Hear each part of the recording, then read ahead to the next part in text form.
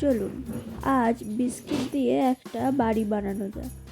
কি শুনে অবাক হলেন তো? আজ আমি বানিয়েছি একটা আদার কুকিজ। তো আমার এই ক্রিসমাস চ্যালেঞ্জে আগের দিন আমি একটা হেলদি ক্যারেট কেকের রেসিপি দেখিয়েছিলাম। আপনারা চাইলে রেসিপিটা দেখে নিতে পারেন।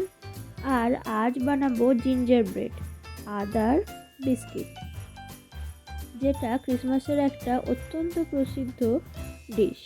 এটা কিন্তু বিদেশে প্রায় তৈরি হয়ে থাকে, একটু মশলাদার হয়, একটু ঝাঁঝালো হয়, একটু মিষ্টি হয়। তো চলুন দেখে নিই সহজে কিভাবে এই রেসিপিটা বানাই। এর জন্য প্রথমে আমি নিয়েছি 1/4 কাপ গুড়ের পাউডার, 2 চামচ সুগার পাউডার, আর তার মধ্যে দিয়ে দিয়েছি 2 টেবিল চামচ জল। এবার এটা দিয়ে আমি একটা গুড়ের সিরাপ টাইপের বানিয়ে নেব। জাস্ট জলটা ফুটবে আর গুড়টা মিশে যাবে, তাহলেই হবে। এবার এটাকে নামিয়ে নিলাম।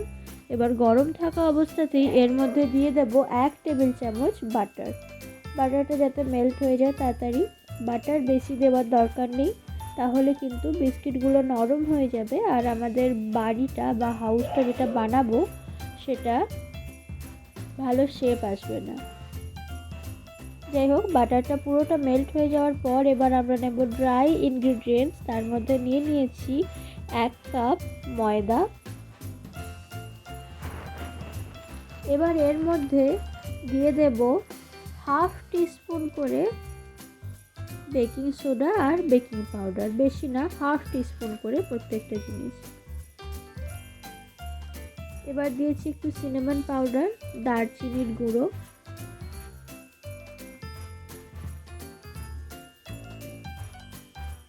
আর দিয়ে দিয়েছি কিছুটা আদা আমি রস করে রেখেছিলাম, সেই রসটা 2 চামচ মতো, আদার ফ্লেভারটা বেশি করে আনার জন্য। এবার ওই যে গুড়ের সিরাপটা বানিয়েছিলাম ওটা দিয়ে দিলাম। এবার একটা ডো তৈরি করে নেব হাত দিয়ে মেখে। আচ্ছা, গুড়ের সিরাপটা একটু ঠান্ডা হওয়ার পর দেবেন, অল্প ঠান্ডা হওয়ার পর, একেবারে ঠান্ডা হওয়ার পর নয়, যাতে আপনার হাতে লেগে না যায়। আমি আরও একটু অল্প জল দিয়েছি, ওই 1 চামচ মতো জাস্ট। ডোটা কিন্তু যথেষ্ট শক্ত হবে। হাত দিয়ে ভালোভাবে আমি ডোটা বানিয়ে নিচ্ছি। এই রেসিপিটা ক্রিসমাসের সময় বানানো হয় বিদেশে, যেহেতু লোকেরা বেশি ঝাঁঝালো খাবার, বেশি মশলা খায় না, তাই এই রেসিপিটা সাধারণত ক্রিসমাসের সময় বানানো হয়। আমাদের এখানে আমরা সবসময় মশলা খাই, তাও একবার এটা বানিয়ে দেখতে পারেন, বিকেলে চা দিয়ে কিন্তু জমে যাবে একদম। তো যাই হোক, ডোটা কিছুক্ষণ রেস্ট করার পর আমি এবার এটাকে বেলে নেব। আমি নিচে আর ওপরে একটা পার্চমেন্ট পেপার দিয়েছি আর অল্প একটু ময়দা ডাস্ট করে নিচ্ছি। এবার আমি ওপর থেকে আরেকটা পার্চমেন্ট পেপার দিয়ে বেলে নেব। রুটির থেকে একটু মোটা করে বেলবেন, বেলতে হয়তো একটু কষ্ট হবে আর ফেটে যেতে পারে, তাই বলে চাপ নেওয়ার কিছু নেই।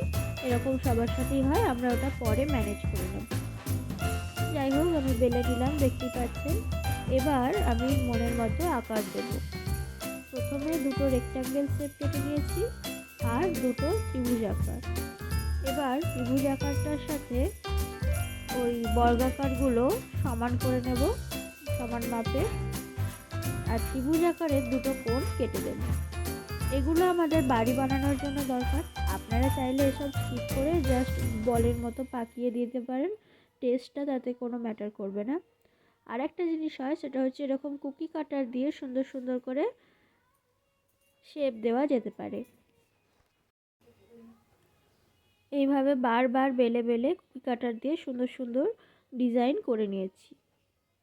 ক্রিসমাসের সময় সুন্দর কুকি কাটার পাওয়া যায়, যেগুলো আমার কাছে নেই, সেগুলো দিয়ে করলে আরও সুন্দর হতো এই কুকিজগুলো।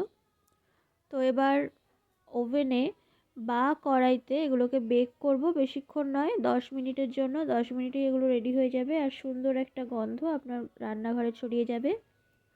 10 মিনিট পর এগুলো 10 মিনিট পর দেখুন এগুলো তৈরি হয়ে গেছে। এবার এগুলোকে আমরা জোড়াবো। তো আঠা হিসেবে ব্যবহার করব চিনির ক্যারামেল। কিছুই না, শুধু 2 চামচ চিনি একটু গরম করে নেব, আর কিচ্ছু দেওয়ার দরকার নেই। আর ওটা গরম থাকা অবস্থায় তাড়াতাড়ি করে কাজ করতে হবে, ঠান্ডা হয়ে গেলে কিন্তু শক্ত হয়ে যাবে, আর হবে না। তো এটা একদম দারুণ আঠা, এতে করে জোড়ালে আপনার বাড়িটা আর একেবারেই খুলবে না। তো এবার আমি যেভাবে জোড়াচ্ছি সেইভাবেই বাড়ির শেপে গড়ে নিন।